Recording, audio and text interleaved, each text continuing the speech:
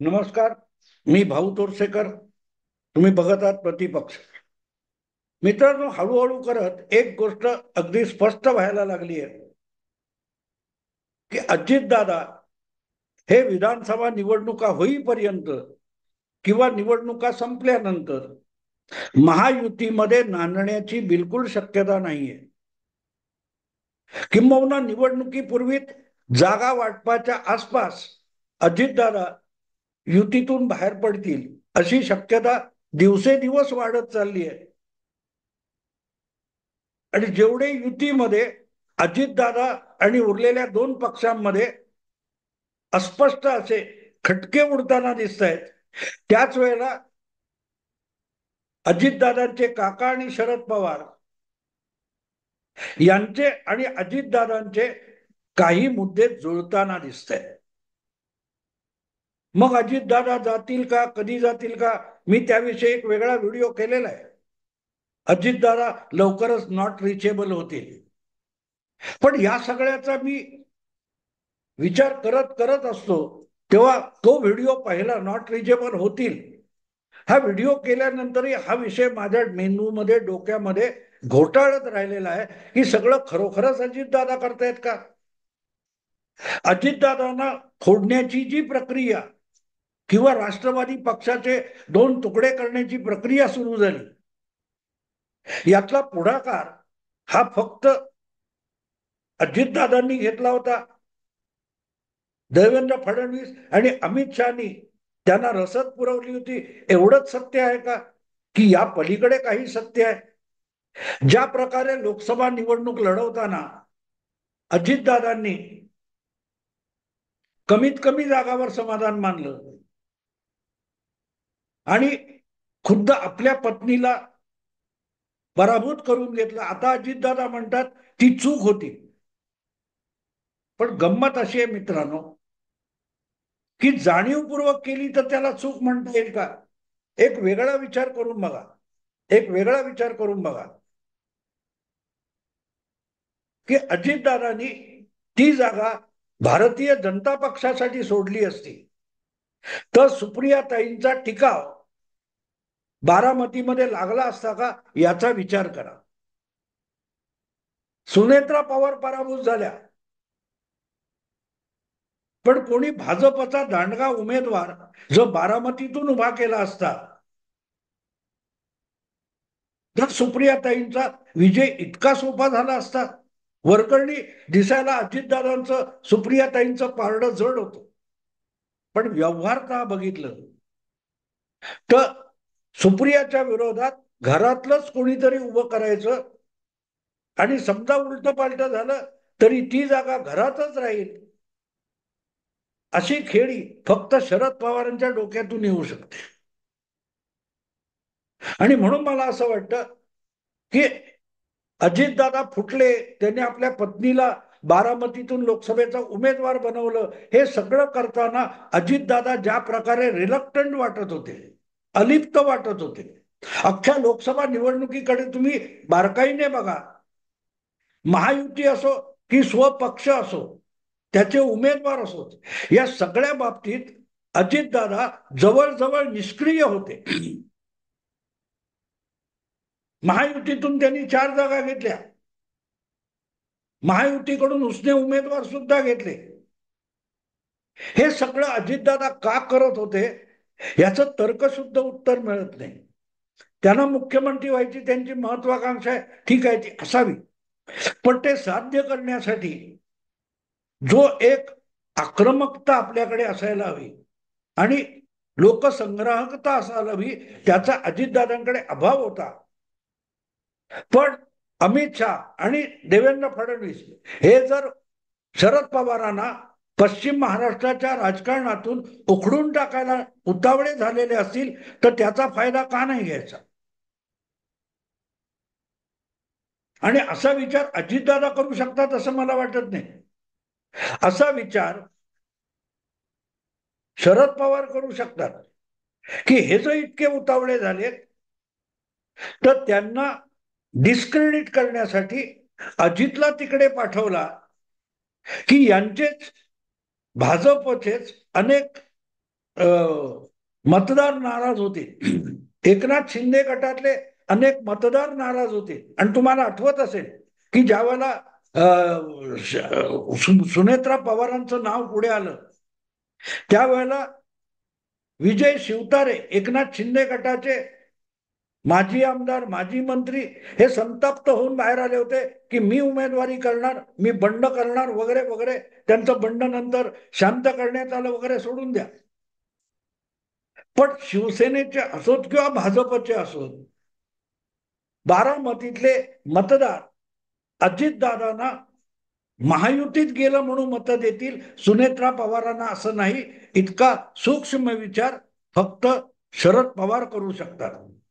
आणि म्हणूनच थेट लढत महायुती बरोबर असली तरीही त्यात आपलं पारडं जड करण्यासाठी अजितदादांना तिकडे पाठवून शरद पवारांनी काय खेळ केलाय का असा विचार माझ्या डोक्यात आला. कारण आता निकाल लागल्यानंतर अजितदादाची चूक कबूल करतात. ती चूक त्यांना कधी कळली हा विषय असतोच ना. आणि आतापर्यंत जर अजितदादांनी स्वतः 2 जुलै 2023 ला राष्ट्रवादी पक्ष सोडला, स्वतःच्या वेगळं काय तो तंबू थाटला, काय सगळी लढत केली वगैरे वगैरे वगैरे, कोर्टात केसेस चालू आहेत, तो सगळा विषय बाजूला ठेवा. त्यानंतर शरद पवारांवर जो हल्ला केला होता की तुम्ही निवृत्त कधी होणार, आम्हाला संधी कधी देणार, हे सगळी बदनामी शरद पवारांची करत असताना आणि त्यांच्या गटातून आपली बदनामी सोसत असताना अजितदादा खरोखरच स्वयंभू होते का असा मला आता प्रश्न पडतो. कारण तुम्हाला आठवत असेल तर 2019 मध्ये जे 2.5 दिवसाचं सरकार झालं 80 तासाचं, तेव्हा सुद्धा यशवंतराव चव्हाण प्रतिष्ठान जवळ राष्ट्रवादीचे अनेक कार्यकर्ते, जितेंद्र आव्हाडांपासून तो कोण महबूब शेख वगैरे, सक्षणा सलगर वगैरे, हे सगळे अजितदादांचा केवढा जोरदार निषेध करत होते. आठवतं तुम्हाला? मुर्दाबाद करत होते. त्यानंतरही अजितदादा परत आले आणि 2023 मध्ये वेगळी चूल मांडली, पक्षातून बाहेर पडले, उपमुख्यमंत्री झाले. तेव्हाही अजितदादांनी शरद पवारांवर अनेक गंभीर आरोप केले. पण हा सगळा शरद पवारांचा डाव असू शकतो का? असू शकतो मित्रांनो. कारण त्याच्यात एक फायदा लक्षात घ्या. गेली जवळजवळ 1 वर्ष आणि त्याच्या आधीची 2.5 वर्ष शरद पवारांचे सगळे लाडके नेते हे महाराष्ट्र सरकारमध्ये मंत्री म्हणून बसलेले होते. आधी महाविकास आघाडी सरकार म्हणून आणि नंतर महायुती म्हणून. आणि आजवरचा शरद पवारांचा इतिहास तुम्ही बघितला, अशा अनेक कसरती उलथापालथी शरद पवारांनी केलेल्या आहेत. पण त्या करताना सत्तेत आपला हिस्सा राहायला पाहिजे याची काळजी शरद पवारांनी नेहमी घेतलेली आहे. 1995 साली ज्या वेळेला शिवसेना भाजप युतीला पूर्ण बहुमत मिळालं नव्हतं, मला वाटतं 139 वगैरे काहीतरी जागा भाजप आणि शिवसेनेच्या होत्या, 4-5 जागा कमी, त्यांचे 1-2 अपक्ष, तरी 142 होत होते. पण भरभक्कम सरकार चालवायचं तर अजून 10-15 आमदारांचा तरी पाठिंबा पाहिजे. तेव्हा शरद पवारांनी जवळजवळ 30-35 अपक्ष आमदार, जे मूळचे काँग्रेसवाले होते पण निवडणुकीला बंडखोर म्हणून उभे राहून निवडून आले होते, अशा आमदारांना युतीच्या कोर्टात पाठवलं आणि 10-12 असले अपक्ष महायुतीचे, तेव्हाच्या शिवसेना भाजप युतीचे मंत्री झाले होते. आज भाजपमध्ये असलेले अनेक जण म्हणजे हर्षवर्धन पाटील, अनिल देशमुख, आज ते महायुतीत नाहीयेत शरद पवारांबरोबर, पण अनिल देशमुख पण 1995 साली पहिल्यांदा मंत्री झाले. ते धुळ्याचे आता चटकन गावित डॉक्टर गावित, विजयकुमार गावित हे सुद्धा 1995 मध्ये पहिल्यांदा मंत्री झाले. हर्षवर्धन पाटील पहिल्यांदा मंत्री झाले. ही सगळी मंडळी शरद पवारांनी मुख्यमंत्री असताना सुद्धा पक्षाच्या अधिकृत उमेदवाराच्या विरोधात बंडखोर म्हणून उभे करून निवडून आणलेली होती. आणि त्यांना युतीच्या सरकारला आधार देण्यासाठी तिकडे पाठवलं होतं. 4 वर्ष शरद पवारांचे हे डझनभर लोक हे शिवसेना भाजप युतीमध्ये मंत्री होते. पण जेव्हा 1999च्या निवडणुकींची घोषणा झाली, शरद पवारांनी वेगळा पक्ष बनवला, तेव्हा हे सगळेच्या सगळे जे बंडखोर अपक्ष आमदार होते आणि शिवसेना भाजप युतीमध्ये मंत्री होते किंवा युतीला सपोर्ट करत होते, ते उठले आणि शरद पवारांच्या पक्षात गेले. आहे की नाही गंमत? पवारांची खेळी कशी असते बघा. ते विरोधात राहतात आणि आपले बगल बच्चे सत्तेत पाठवून देतात. त्यामुळे जुलै 2023 मध्ये अजितदादांनी जे काही बंड केलं ते खरोखरच शरद पवार विरुद्ध होतं, की शरद पवारांचे काही लोक पुन्हा एकदा सत्तेत बसण्यासाठी केलेलं बंड होतं, अशी मला आता शंका येते. कारण हा शरद पवारांच्या आजवरच्या राजकीय वाटचालीचा इतिहास आहे. वरकरणी एकमेकाला शिव्या घालायच्या असतात, बिघडत नाही. वरकरणी शिव्या घालायच्या असतात आणि मग सांगायचं आम्ही तर एकाच कुटुंबातले आहोत. अगदी शरद पवार सुद्धा 1986 मध्ये परत पुलोचा प्रयोग मोडून काँग्रेस पक्षात गेले, तेव्हा त्यांनी सांगितलं होतं काँग्रेस हे एकच घर आहे, आम्ही त्या खोलीतून या खोलीत आलो.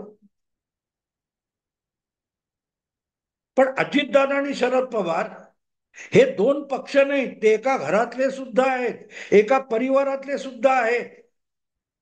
तर तात्पुरतं हे कंपाऊंड टाकलं होतं, आता भिंत पाडून टाकू, आपण तिकडे जाऊ. ती कुठली सिमेंटची जाहिरात असते ना, भैया ये दीवार टूटती क्यों नहीं, कैसे टूटेगी, अमुक तमुक सिमेंट से बनी है, वगैरे वगैरे, आठवतं ना? तशी भिंत नाहीये. त्यामुळे त्या भिंतीच्या कठड्यावर काय ते बुद्धिबळाचा पट ठेवून ते दोन भाऊ एकमेकाशी खेळताना दाखवले. तसे काका पुतणे काय बुद्धिबळाचा नवा डाव खेळतायत. ज्या प्रकारे अजितदादा बोलतायत वागतायत ते बघितल्यानंतर मला आता अशी शंका यायला लागली की याचा अंदाज मला पण अजितदादा बाहेर पडले तेव्हा आलेला नव्हता, हे प्रामाणिकपणे मी कबूल करीन. अजितदादांनी फुटायचं, तिकडे जायचं, मंत्रीपद मिळवायची, हा शरद पवारांनीच खेळलेला डाव असेल. आणि शरद पवार कधी एका दगडात एकच पक्षी मारत नाही. जितकं ते सरकार भक्कम होईल महायुतीचं, तितकं उद्धव ठाकरे अधिकाधिक खच्ची होत जातील. सरकार टिकेल, सरकार पाडायच्या प्रयोगांना अर्थ उरणार नाही आणि उद्धव ठाकरे अधिकाधिक हतबल आणि काय म्हणतात ते हतविर्य होत जातील. हे होतच. आणि प्लस आपले लोक मंत्रीपदी आहेतच. एकनाथ शिंदे वगैरे गट बाहेर पडला तेव्हा तक्रार काय होती? उद्धव ठाकरेंच्या मंत्रिमंडळातले अजितदादा शिवसेनेच्या उमेदवारांना निधी देत नाही. आज सुद्धा ती तक्रार कमी झाली असं म्हणता येईल मित्रांनो. भरभरून राष्ट्रवादीच्या आमदारांना आणि कार्यकर्त्यांना अजितदादांनी दान धर्म केलेला आहे. हे सगळे उद्या उठतील, निवडणूक आली की शरद पवारांच्या गोटात जातील आणि अजितदादा वैराग्य प्राप्ती होऊन संन्यास घेतल्याचं नाटक करतील. ही शक्यता कमी नसते. आणि काकांचाच पुतण्या एका समारंभात जाहीर करायचं आज की मी आता राजकारण सोडतोय, पक्षाचं अध्यक्षपद सोडतोय आणि कमिटी नेमून 3 दिवसांनी परत एकदा अध्यक्षपदी कायम व्हायचं, इतका नटसम्राट काका असताना पुतण्या अगदीच ऍक्टिंग जमत नाही असं म्हणता येणार नाही. अभिनय तर अजितदादा पण करू शकतील. आणि म्हणून मला अशी शक्यता वाटते की जे काय गेल्या 1-1.5 वर्षात घडलं ते वरकरणी राष्ट्रवादी काँग्रेस पक्ष फुटला किंवा फोडला असं दाखवण्यात आलं. त्याचा फायदा शरद पवारांनी सहानुभूतीच्या रूपाने उचललाच. अधिक त्यांचेच बगलबच्चे मंत्रिमंडळात जाऊन बसले, सत्ता उपभोगतायत आणि आपल्या आपल्या काय म्हणतात त्या बालेकिल्ल्यांना वाचवण्यासाठी सत्तेचा वापर करतायत. तोटा तर झाला भाजपचा, तोटा झाला महायुतीचा. अजितदादांचा तोटा काय? उद्या अजितदादा परत तिकडे गेले तर त्यांच्या पक्षाचे 8+1 9 खासदार होतातच. अजितदादा परत गेले तर दोघांचे मिळून 40-50 आमदार आले तरी परत पुढच्या कुठल्याही सरकारमध्ये बार्गेन करायची जागा राहतेच. आमच्या त्या मालवणीत एक म्हण आमची आजी सांगायची की रांड म्हणा पण पोटभर वाढा, वाटेल ती शिवीगाळ करा पण खायला द्या. याला शरद पवारांची नीती म्हणतात. किती शिव्या शाप पडो टीका हो, पवारांना परवा नसते. लाभ झाला पाहिजे, फायदा मिळाला पाहिजे. बाकी अब्रू विश्वासार्हता याला पवारांच्या लेखी कवडीची किंमत नाही, कवडीची किंमत नाही. आज सांगतील ते, पण उद्या या बोटावरची थुंकी त्या बोटावर करावी इतके सहजगत्या शरद पवार पलटी मारतात आणि त्याला तत्वज्ञानाची फोडणी देतात. भाजप बरोबर जाणं कधीही शक्य नाही असं म्हणणारे शरद पवार 2014 मध्ये विधानसभेचे निकाल लागण्यापूर्वी भाजपला बाहेरून पाठिंबा देऊन मोकळे झाले होते आणि नंतर सांगतात शिवसेना भाजपमध्ये दरी वाढवण्यासाठी केलं. पण इतकं राजरोसपणे आपण कधी खोटं बोललो हे पण पवार सांगतो. राजकारणामध्ये तुम्हाला टिकून राहायचं असेल तर अधिकाधिक मुरलेला बेशरमपणा पाहिजे तुमच्याकडे. याचे अनेक धडे पाठ्यपुस्तक शरद पवारांनी तयार केले आणि म्हणून मला असं वाटतं की अजितदादांची जी भाषा बदलली आहे ती भाषा अजितदादा कंटाळले असं वाटणारी आहे. त्यांनी जे म्हटलं ना की मी 6-7 निवडणुका लढवल्या, त्या जिंकल्या वगैरे वगैरे. पण मुद्दा बघा मित्रांनो, मुद्दा असा आहे की या सगळ्या याच्यामध्ये पवारांनी बदनाम व्हायला, तोंडगशी पाडायला अजितदादांना सतत पुढे केले. मग असा प्रश्न येतो की अजितदादा स्पष्टपणे सांगतात की 80 तासाचं सरकार झालं, 2.5 दिवसाचं सरकार झालं, ते सुद्धा साहेबांच्या काकांच्या सांगण्यावरून आग्रहावरून आपण गेलो होतो. पण हे सांगायला अजितदादांनी 3 वर्ष 3.5 वर्ष लावली ना. हे कधी सांगितलं? जुलै 2023 मध्ये, 2019 मध्ये नाही. बरोबर आहे ना? 3.5 वर्षानंतर अजितदादांनी 2019च्या ऑक्टोबर-नोव्हेंबर मधलं 2.5 दिवसाच्या सरकारचं रहस्य सांगितलं की मी केलेलं नव्हतं, काकांनी केलेलं होतं, काकांनी पाठवलं होतं. आणि शरद पवारांनी सुद्धा ते कन्फर्म केलं. आठवतं तुम्हाला की सोपी कॅश दिली, गुगली टाकली आणि फडणवीस फसले. आठवतं 2.5 दिवसाच्या सरकारबद्दल? मग जयंत पाटलांनी अक्कल पाजळली होती, नाहीतर राष्ट्रपती राजवट कशी उठली असती वगैरे वगैरे. सांगायचा मुद्दा असा की त्यावेळेला सगळ्या थपडा खाऊन अजितदादा मान खाली घालून परत सिल्वर ओकवर पोचले, पण उपमुख्यमंत्री झाले. आणि त्यामागचं सत्य सांगायला त्यांना 3.5 वर्ष लागली. तर जुलै 2023 मध्ये पक्ष फोडण्याचं जे नाटक रंगवण्यात आलं त्यामागचं सत्य कदाचित 2-2.5 वर्षानंतर अजितदादा सांगतील की हा सगळा काकांचा खेळ होता, मी तर एक मोहरा होतो, मी फक्त त्या नाटकाचा चेहरा होतो. दिग्दर्शक, लेखक, नेपथ्यकार सगळेच्या सगळे काका शरद पवार होते असं 2 वर्षानंतर अजितदादा सांगतील.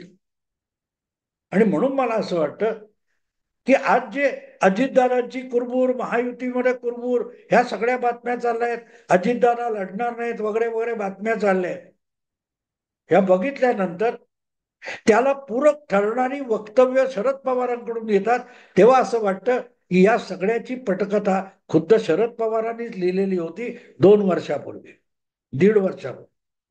जा अमित शहाकडे, जा अमित शहाकडे, जा फडणवीसाकडे.